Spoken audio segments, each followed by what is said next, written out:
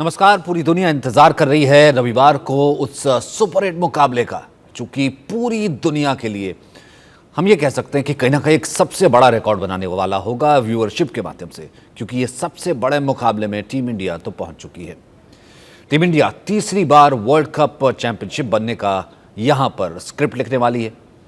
ये इसलिए क्योंकि टीम इंडिया इस बार वर्ल्ड कप में अनबीटन है, एक भी मैच नहीं हारी है और नॉकआउट में सेमीफाइनल में कल एक बार तो धड़कनें एकदम रुकने को आई थी जिस वक्त मिशेल खेल रहे थे, लेकिन उसके बाद जैसा अब मैच में वापसी कराई शामी ने और उसके बाद कुल मिलाकर के जैसे भारतीय टीम खेली है, कुल मिला के कह सकते हैं कि शानदार प्रदर्शन और सेमीफाइनल से फाइनल तक का सफर मैच में पूरा किया।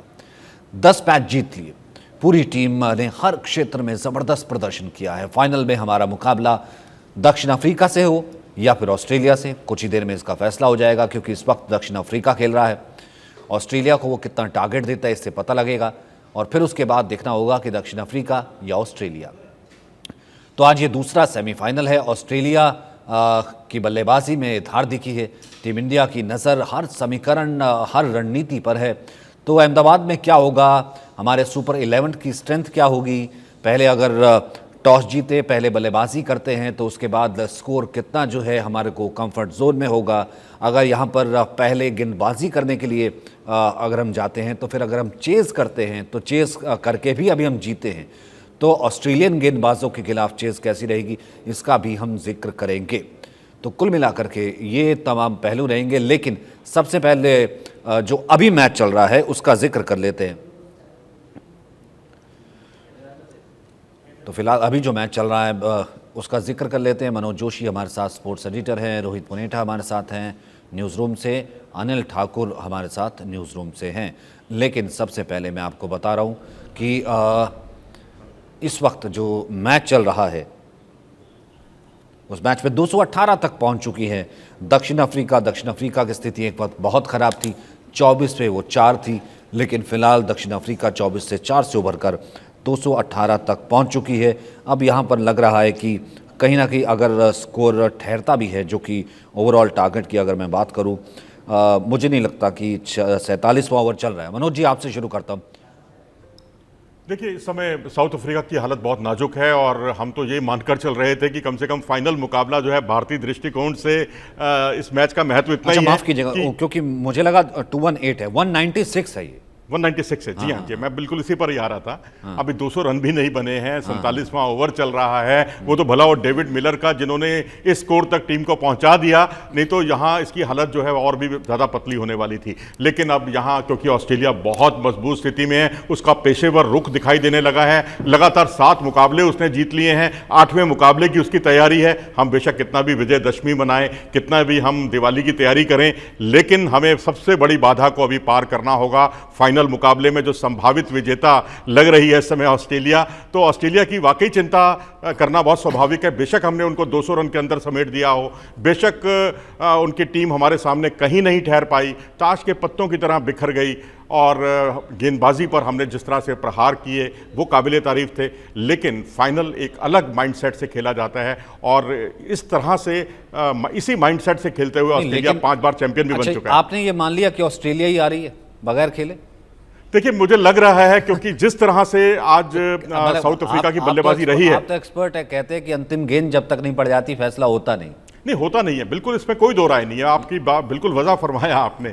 लेकिन जिस अंदाज में साउथ अफ्रीका की बल्लेबाजी रही है, 24 पे 4 करके जो है अगर अफ्रीका जो है खेलेगी और 24 पे 4 होगा एक वक्त पे स्कोर, वहां से वो किस तरीके से टीम को लेके जाएगी और 200 भी नहीं बने। आप बिल्कुल ठीक कह रहे हैं। तो वहां वो क्या मुकाबला देगी, और जब वो मुकाबला नॉकआउट सेमीफाइनल का ऑस्ट्रेलिया के खिलाफ खेल रही हो। जी बिल्कुल। पावर प्ले देखें आप, 18 रन महज बने हैं पावर प्ले में, 18 रन में 2 विकेट। और ये तो अब तक का जितनी जो 55 पे भी टीमें आउट हुई हैं उनका भी स्कोर जो है वो भी इससे ज़्यादा चुनौतीपूर्ण था। लेकिन ये तो और बिल्कुल ही इंतहा हो गई, मैं कहूँगा। उनके सामने एक तरह से आत्मसमर्पण करने वाली स्थिति है।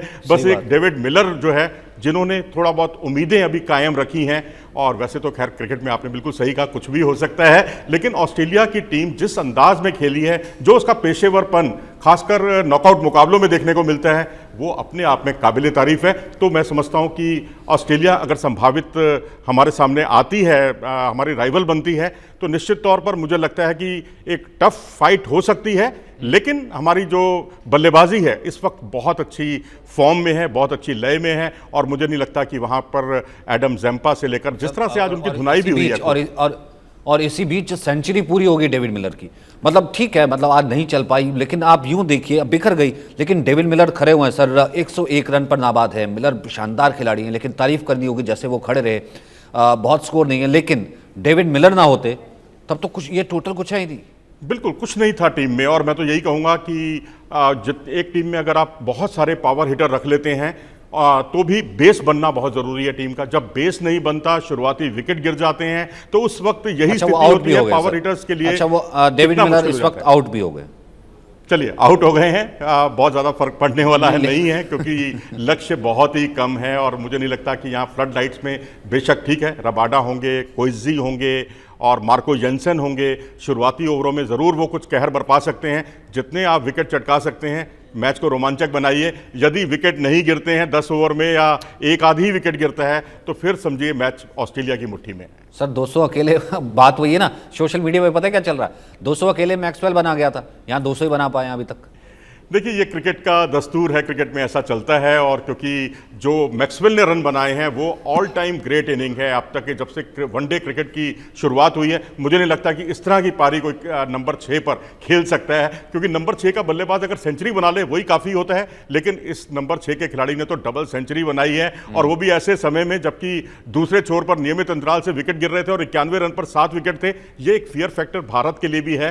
तो अब यहाँ पर स्पिनर्स जो है, मैं समझता हूं कि ऑस्ट्रेलिया ने ट्रेविस हेड के रूप में जिस तरह से स्पिनर को आजमाया है वो काबिले तारीफ था। उन्होंने 2 विकेट चटकाए, उनको टर्न मिला है काफी। तो यहाँ केशव महाराज जो अब दुनिया के नंबर 1 गेंदबाज बन गए हैं सिराज को हटाकर, अब उन पर बहुत कुछ निर्भर करेगा साउथ अफ्रीका का आक्रमण कि वो किस तरह की गेंदबाजी करते हैं। क्योंकि शम्सी को बहुत अनुशासित गेंदबाजी करनी होगी, क्योंकि पिछले मुकाबलों में हमने देखा कि शम्सी बहुत ज़्यादा वाइड फेंक रहे हैं, नो बॉल हो रही हैं, उस तरह की गेंदबाजी उनसे हो नहीं पा रही। लेकिन अब केशव महाराज पर बहुत कुछ निर्भर करेगा। अब मैं अगर यहाँ पर, ठीक है, मुझे लग भी रहा है कि ओवरऑल कहीं ना कहीं बहुत बड़ा कुछ फेरबदल नहीं होता है, तो नतीजा कुछ भी हो, यहाँ पर कहीं ना कहीं ऑस्ट्रेलिया ही जो है अहमदाबाद जा रहा है, हमारे साथ आ रहा है। सर एक चीज़ कही जाती है कि ऑस्ट्रेलिया जब फाइनल में पहुँचता है, ये मैंने भी देखी है, ऑस्ट्रेलिया में भी देखी है, ऑस्ट्रेलिया में एक बार रह करके भी देखिए, और यहाँ पर भी देखिए, ऑस्ट्रेलिया फाइनल में जब भी आईसीसी इवेंट्स में खेला तभी उसके जो है उसके पास सबसे ज़्यादा टाइटल्स हैं कि वो फाइनल में जा करके लीथल हो जाती है, वो अनबीटन हो जाती है, वो ऐसी हो जाती है कि आपको कि पता नहीं उससे क्या हो जाता है कि वो मैड हो जाती है। और ये ऑस्ट्रेलिया जिसके पास नीचे आपने कहा कि 6 तक हेजलवुड है, उसके नीचे तक बैटिंग है, ऊपर से स्टार्ट करते हैं गेंदबाजी, फिर उसके बाद हेजलवुड है, आज हेड को उन्होंने ट्राई कर लिया। आपको क्या लग रहा है कि यहाँ से टीम इंडिया वर्सेस जो ऑस्ट्रेलिया है, अब इसे कैसे आप रैंक कर रहे हैं? शुरुआत करते हैं कि अगर यहां पर भारत पहले बल्लेबाजी करता है तो कितना एक स्कोर मुफीद होगा? देखिए, अहमदाबाद का मैदान है और यहाँ पर अगर आप 325 के आसपास भी रन बनाते हैं, 325 से 350 रन के बीच में, मेरे ख्याल से वो काफ़ी होंगे। क्योंकि हमारी गेंदबाजी जो है शुरुआती ओवरों में कहर बरपाती है। अगर पहले बल्लेबाजी की आपने बात कही है, क्योंकि अब शुरुआती अगर ओवरों में मिचेल स्टार्क और हेजलवुड को खेलिए, ये 2 वो खिलाड़ी हैं जिन्होंने आपके 2 रन पर 3 आउट कर दिए थे इसी वर्ल्ड कप में।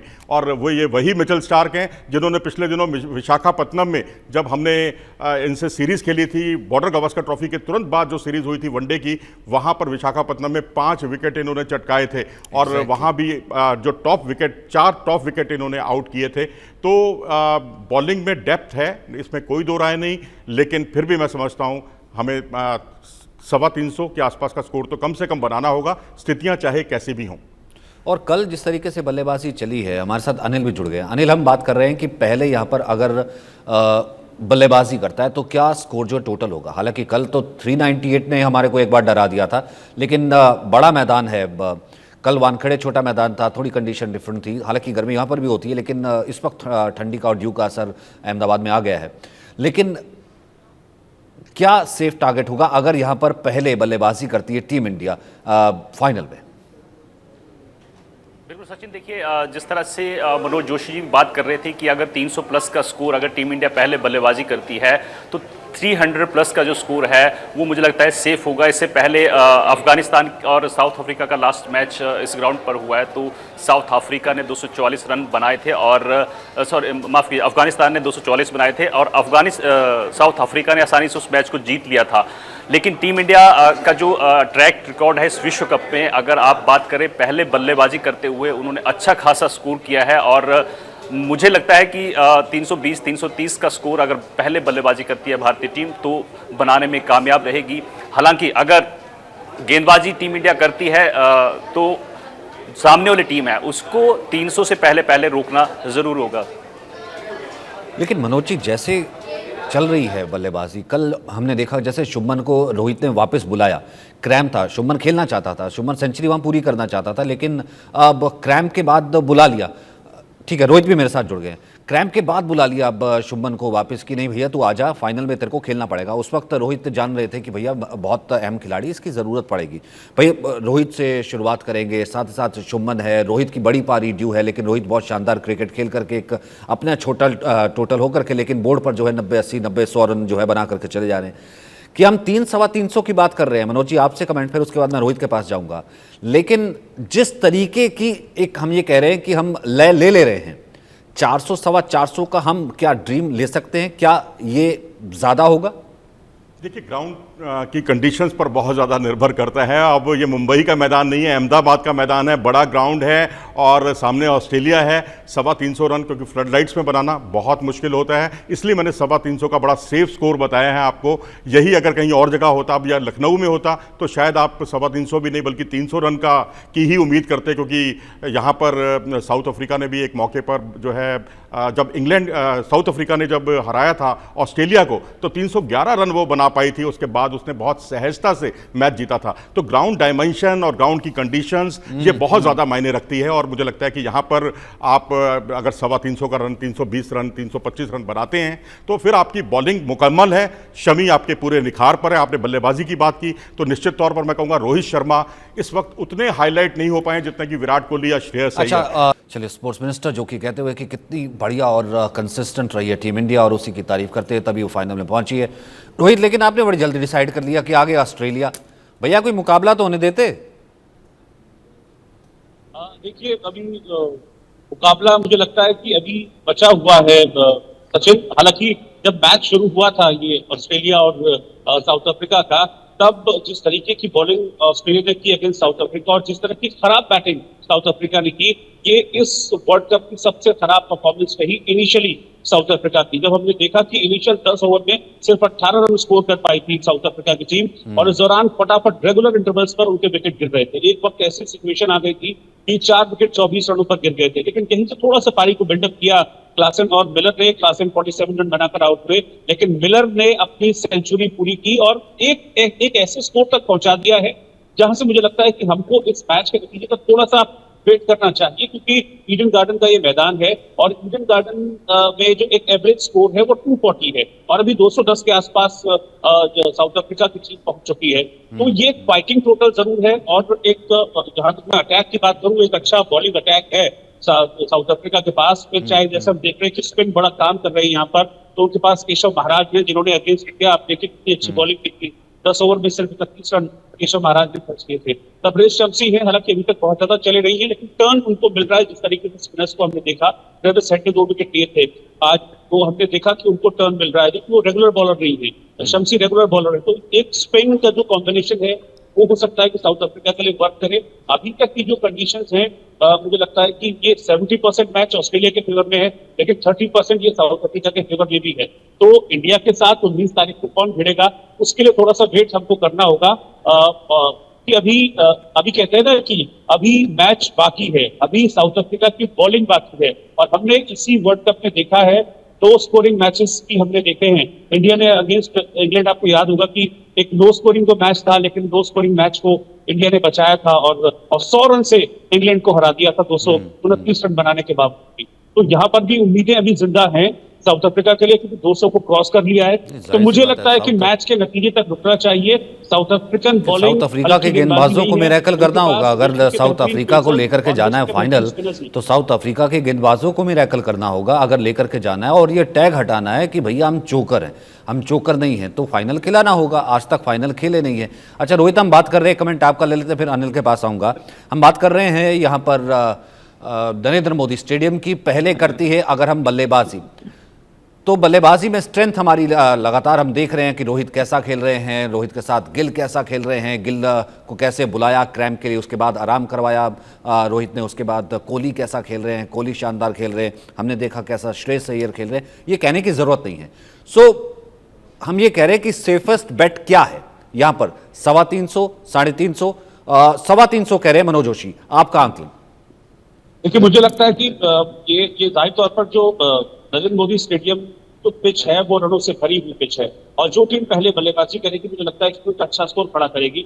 और जिस लय में टीम इंडिया है, मैं बाकी टीमों की बात नहीं कर रहा हूँ, जिस लय में टीम इंडिया है वो लय मुझे लगता है कि एक बार फिर से 370 से 380 के बीच स्कोर खड़ा करेगी टीम इंडिया, अगर पहले बैटिंग करती है। क्योंकि नरेंद्र मोदी स्टेडियम की पिच बल्लेबाजों के लिए इसको स्वर्ग माना जाता है। बहुत अच्छा इसमें उछाल है और बॉल पूरी तरह से बैट पर आती है, और ऐसे बल्लेबाजों के बैट पर गेंद का आना, बस जो कि इंतजार ही इस बात का कर रहे होते हैं कि बस बॉल आए और हमको उसको मार कर बाहर भेजना है। आपने देखा रोहित का बैटिंग स्टाइल, वो आते हैं, उनको इस बात से कोई फर्क नहीं पड़ता कि पिच सामने क्या है क्या नहीं है, उनको पता है कि मुझे किस अंदाज में बैटिंग करनी है और सामने वाली जो गेंदबाज है उसको डोमिनेट करके मुझे खेलना है, तो उसी अंदाज में रोहित बैटिंग करते हैं। तो ठीक है, हम इस पिच को रन अगर देखें जो 350 कहे हैं मनोज जोशी जी ने, बिल्कुल ठीक है, लेकिन मैं +50 देना चाहूंगा, क्योंकि टीम इंडिया की परफॉर्मेंस जो है वो प्लस है। Anil, your safe bet? बिल्कुल, देखिए स्कोर की बात हो रही है तो अगर आप देखें इस विश्व कप में अहमदाबाद के स्टेडियम पर जितने भी मैच हुए हैं उसमें हाईएस्ट ऑस्ट्रेलिया ने 286 रन का स्कोर बनाया था और उसको भी डिफेंड कर लिया था। तो 300 और 300 प्लस का स्कोर 300 भी बना लेते हैं तो उसको डिफेंड करना आसान होगा टीम इंडिया के लिए, क्योंकि तेज़ गेंदबाज जो हैं मोहम्मद शमी हैं, बुमराह हैं, सब लय में हैं। और जितने भी मैच हुए हैं 286, 284, यही पहला मैच हुआ था 284 जो है न्यूजीलैंड की तरफ से बनाए गए थे। तो मुझे लगता है कि 300 रन या 300 प्लस जितने भी रन होते हैं उसको डिफेंड कर सकती है टीम इंडिया आसानी से। सचिन और मनोज जी, अगर इसी को वापस ले जाए वैसे वर्षा, यहाँ पर अपनी जिस स्ट्रेंथ के साथ आई थी, जो पहला मैच था वो आपने देखा या दूसरा मैच था वो आपने देखा, जिस स्ट्रेंथ के साथ आई थी कि विल बेल, अच्छा ठीक है, 212 हैं इस वक्त, 212 पर ऑल आउट हो गई है। दक्षिण अफ्रीका 213 रन का टारगेट है, यानी कि 213 रन जो है बनाने होंगे अगर ऑस्ट्रेलिया को वो फाइनल खेलना है, लेकिन 212 के भीतर ही ऑल आउट करना होगा यहाँ पर ऑस्ट्रेलिया को, अगर दक्षिण अफ्रीका को अहमदाबाद का रुख करना है। 212 रन है। मनोज जी, एक आपका क्विक कमेंट। देखिए, मार्को जॉनसन शुरुआती ओवरों में खतरनाक साबित हो सकते हैं। केशव महाराज को अपना सर्वश्रेष्ठ करना होगा। अब जिस तरह से हमने मिचेल सेंटनर को खेले, हम लोग बहुत डिफेंसिव तरीके से खेले, जिस तरह से जसप्रीत बुमराह को बाकी टीमें, जितनी भी टीमें हैं वो बहुत सहजता के साथ बहुत रोक कर खेल रही हैं कि उन पर बड़े स्ट्रोक नहीं खेलने हैं।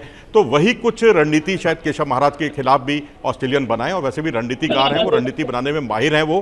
तो मुझे लगता है कि यहाँ जो है इनको थोड़ा सा अगर संभल कर खेलते हैं तो बाकी बल्लेबाजों को आप बड़े सहजता के साथ रन बनाकर ये टारगेट 40 ओवर में भी पूरा कर सकते हैं। ठीक है रोहित, 212 की आपकी बैट? मुझे लगता है कि फाइट होगी इस मैच में, ऑल्दो हम जानते हैं कि ऑस्ट्रेलिया के बल्लेबाज जो हैं बहुत फाइन टच में हैं, खासतौर पर डेविड वार्नर जो हैं वो अच्छा क्रिकेट खेल रहे हैं। ट्रेविस हेड ने जब से वापसी की है, उन्होंने वापसी वाले मैच में ही उन्होंने सेंचुरी जमाई थी, लेकिन उसके बावजूद भी मैं दक्षिण अफ्रीका को बिल्कुल कम नहीं आंकूंगा, क्योंकि ये वो दक्षिण अफ्रीका की टीम है जिसके बॉलिंग अटैक को बेस्ट बॉलिंग अटैक उस विश्व कप का कहा गया था। हम एनजीडी को अंडर एस्टिमेट नहीं कर सकते हैं, हम जॉनसन को अंडर एस्टिमेट नहीं कर सकते, हम रबाडा को अंडर एस्टिमेट नहीं कर सकते, हम केशव महाराज को अंडर एस्टिमेट नहीं कर सकते। ये गेंदबाज है, अगर शुरुआत में बिल्कुल चमचमाती नई गेंद से अगर एनजीडी और जॉनसन ने विकेट अगर निकाल लिए तो फिर ऑस्ट्रेलिया को मुश्किल में डाल सकते हैं। और खास बात यह है जॉनसन की कि वो लेफ्ट आर्म बॉलर है, अभी तक किसी की समझ में आई नहीं है एक्सेप्ट इंडिया, क्योंकि इंडिया ने उनको ठीक से खेला था और ठीक से पिटाई भी की थी। लेकिन उसके अलावा पूरी वर्ल्ड कप सीरीज में अगर आप देखेंगे तो जॉनसन की गेंदें समझ पाना विपक्षी टीम के लिए बड़ा बड़ी टेढ़ी कीर, बड़ा मुश्किल साबित हुआ है। और एनजीडी भी इनिशियली जो बॉल है उससे मारक साबित हुए हैं। और हमने देखा है कि जो साउथ अफ्रीकन अटैक है वो ऐसा नहीं कि बहुत इजी टू फेस है। तो 212 का स्कोर है, 213 चेस करना है, ईडन गार्डन की कंडीशंस हैं, आपको सारी चीजें देखनी होगी। और रिकॉर्ड भी यही कहता है, ईडन गार्डन का रिकॉर्ड ये कहता है, यहाँ पर जो 40 मैच अभी तक खेले गए हैं उसमें 21 मैच पहले बैटिंग करने वाली टीम जीती है, और 13 बार ऐसा हुआ है कि सेकंड बैटिंग करने वाली टीम जीती है। तो साउथ अफ्रीका को आसान चांस तो लेंगे, लेकिन उनके गेंदबाज चांस तो लेंगे। यही कहा था, ऑनसन है, रबाडा है, चांस तो लेंगे। खैर अनिल, एक टेक आपका। सचिन, मुझे लगता है कि जो इनके तेज गेंदबाज हैं, कोटजी हैं, यानसन हैं और केशव महाराज हैं। कोटजी ऐसे प्लेयर हैं, ऐसे गेंदबाज हैं अब तक जिन्होंने हर मैच में अच्छा किया है, विकेट झटके हैं, और मेरी नज़र उन पे रहेगी, यानसन पे रहेगी और केशव महाराज। ये तिकड़ी है, अगर इन्होंने विकेट निकाले, शुरुआती 5 ओवर में अगर विकेट गिरते हैं तो आपको याद होगा कि जितने भी मैच ईडन गार्डन्स में हुए हैं उसमें पाकिस्तान ने बांग्लादेश को 200 रन के आसपास रोक दिया था। नीदरलैंड्स ने सेकंड पारी में बांग्लादेश को 149 से 50 से पहले रोक दिया था। तो ऑस्ट्रेलिया मुश्किल में फंस सकती है अगर शुरुआती झटके देने में कामयाब साउथ अफ्रीका होती है। सचिन, ठीक है, मैं वापस आता हूं अपने फाइनल के ऊपर, क्योंकि तैयारी हमें भी करनी है। अगर हम पहले जो हम स्ट्रेंथ रही है, मनोज जी आपसे उस पर कमेंट लेना चाह रहा था कि जिसका रोहित बखूबी कहते रहे हैं, ये तो बल्लेबाजी में बाद में उतरे, तब हमने 398 जिस तरीके से देखा, वो चेज़ को मानते रहे कि हमारी चेज़ ही स्ट्रेंथ रही है और चेज़ करके बहुत कंफर्टेबली जीते रहे हैं और बैटिंग हमेशा चलती रही है। सर, यहाँ पर अगर चेज़ में जाते हैं तो कितना टारगेट जो होगा, जहां पर ऑस्ट्रेलियन टीम के हिसाब से आपको लगता है कि किसी भी टारगेट को चेस करने के लिए भारतीय टीम नरेंद्र मोदी स्टेडियम में कंफर्टेबल होगी? नहीं, मेरे ख्याल से चेज मास्टर हैं हम लोग, और उसमें कोई परेशानी चेज में तो नहीं होनी चाहिए। लेकिन जो ऐसा भी नहीं हम कह सकते कि हम सिर्फ चेज ही करते हैं, क्योंकि बाद के जितने मुकाबले भारत ने जीते हैं वो पहले बल्लेबाजी करते हुए जीते हैं। मैं तो सर दोनों सिनेरियो लेकर चल रहा हूं। मैंने पहले बल्लेबाजी लिया तो उसमें कितना स्कोर है, जो वो 300 सवा 300 जैसे रोहित ने कहा उसका +50, तो उसके बाद जो है फिर हमारे गेंदबाजों का जो है वो टोटल जो है वो कितना हो जाएगा। अगर पहले जो है चेज अगर करना पड़े, कितना टोटल आप दे रहे हैं कि ऑस्ट्रेलिया का इतना टोटल होगा बोर्ड पे, जितना बहुत आसानी से जो टीम इंडिया या फिर टीम इंडिया के लिए वो टोटल रहेगा, हम चेज कर सकते हैं फाइनल में? देखिए, अब तो सिर पर कफन बांधने की नौबत आ गई है। अब तो डू और डाई है। मुझे लगता है अगर 400 भी बनेंगे तो मुझे पूरा भरोसा है भारतीय बल्लेबाजी पर कि वो 400 भी चेज करेगी, क्योंकि जिस तरह से, जिस अंदाज में खेल रहे हैं, जिस तरह से रोहित शर्मा और शुभमन गिल बल्लेबाजी कर रहे हैं, और शायद रोहित शर्मा का नाम उतना बड़ा उभर कर सामने आया नहीं है, क्योंकि वो आप 4 पारियां देखें तो वो तो उनकी 40 और 50 के बीच में रही हैं। लेकिन भारत को इतनी मजबूत स्टार्ट देकर वो जाते हैं, इतनी फ्लाइंग स्टार्ट देते हैं दोनों जने, कि भारत के जो मध्यक्रम है उस पर वो बोझ कम हो जाता है। एडम गिलक्रिस्ट की याद ताज़ा कराते हैं, हेडन की याद ताज़ा कराते हैं, और फिर उसके बाद जो है विराट कोहली का बल्ला कंसिस्टेंटली अच्छा चल रहा है। 3 सेंचुरी बना चुके हैं। इतने रन उन्होंने एक वर्ल्ड कप में बनाए हैं जितने आज तक किसी भी खिलाड़ी ने, इंक्लूडिंग सचिन तेंदुलकर, वो भी नहीं बना पाए हैं। तो ये अपने आप में दर्शाता है कि भारतीय बल्लेबाजी टॉप ऑर्डर मजबूत है और बहुत मजबूत है। 400 भी चेज करेंगी भारतीय टीम, ऐसा मेरा विश्वास है। श्रेयस अय्यर आपके लिए एक बोनस है। उन पर इतना भरोसा क्यों किया गया, ये अब चीजें सामने आ रही हैं। पिछली 4 पारियां अगर आप देखेंगे, 50+ का उनका स्कोर है, जिसमें 2 सेंचुरी उनकी शामिल हैं। केएल राहुल टेक्निकली बहुत स्ट्रांग प्लेयर है। अभी तो सूर्य कुमार यादव को आजमाना बाकी है। उन पर बहुत भरोसा किया गया है। उन्हें भी कसौटी पर खरा उतरना है। श्रेयस अय्यर देखिए ना किस तरीके से, किस फॉर्म से सर, लगातार 2 सेंचुरीज। तो मैं अगर बात करूँ, लगता है रोहित भाई आपको किस तरीके की प्रॉब्लम यहाँ पर होने वाली, जो हमारी स्ट्रेंथ थी, अगर वो पिछले 2-3 मैच से जो है हम फर्स्ट बैट करके ही जीत रहे हैं, कि कोई प्रॉब्लम नहीं होने वाली है? चेज अगर हम कहें तो चेज हमारी स्ट्रेंथ थी, और चेज अगर फाइनल में मिलती है तो बहुत सीधे और साफ शब्दों में मैं आपको बताऊं कि टीम इंडिया अभी इस वर्ल्ड कप में सिर्फ अनबीटेबल नहीं है, वो अनकंपेरेबल भी है। अगर हम टीम इंडिया की बात करते हैं तो हमको सिर्फ टीम इंडिया की बात करनी चाहिए, किसी दूसरी की बात करनी नहीं है कि इससे कंपेयर करना, उससे कंपेयर करना ही नहीं है। क्योंकि आप देखिए 700 रन विराट कोहली ने वर्ल्ड कप में बनाए हैं, आज से पहले किसी ने नहीं बनाए। Mohammed Shami leading wicket taker हैं, वो इंडिया के हैं। रोहित शर्मा 50 छक्के लगा चुके हैं, वो इंडिया के हैं। कहीं से कहीं तक कोई कंपैरिजन नहीं है टीम इंडिया का। तो पहले बल्लेबाजी हो या बाद में बल्लेबाजी हो, अनकंपेरेबल, अनबीटेबल इंडिया नए रिकॉर्ड को छुएगी। और मुझे किसी भी तरह का कोई डाउट नहीं है कि टीम इंडिया एक बड़े अंतर से अगर पहले जीतती है, बड़े अंतर से पहले बैटिंग करती है तो बड़े अंतर से मैच जीतेगी। और अगर दूसरी बैटिंग करने उतरती है टीम इंडिया, कितना भी स्कोर हो बहुत इजीली चेस करेगी।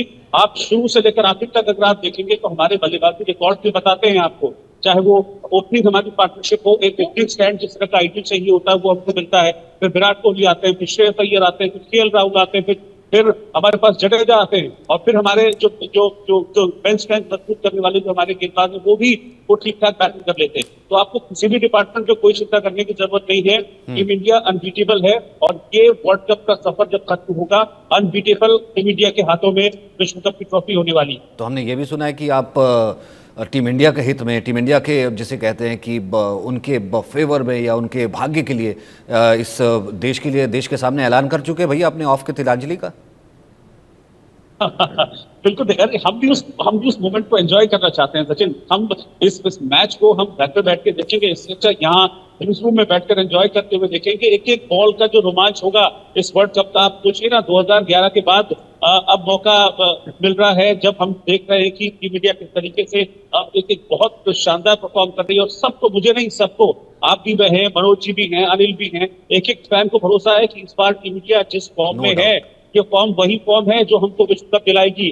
1983, 2011 एंड 2023 ये दिन हिस्ट्री में लिखा जाने वाला है। 19 नवंबर 2023 क्रिकेट की हिस्ट्री में एक नया नंबर दर्ज होने वाला है। तीसरा वर्ल्ड कप जीतेगी टीम इंडिया। जाहिर सी बात है। मनोज जी बहुत बहुत शुक्रिया, अनिल जी बहुत बहुत शुक्रिया। वक्त इतना ही है, कल फिर मिलेंगे।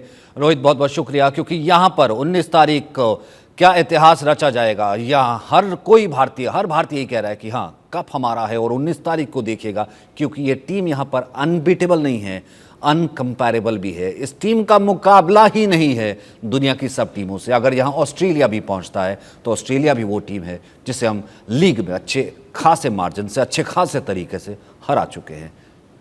Welcome Australia. आते हैं आप, आइए, बहुत बहुत स्वागत है आपका।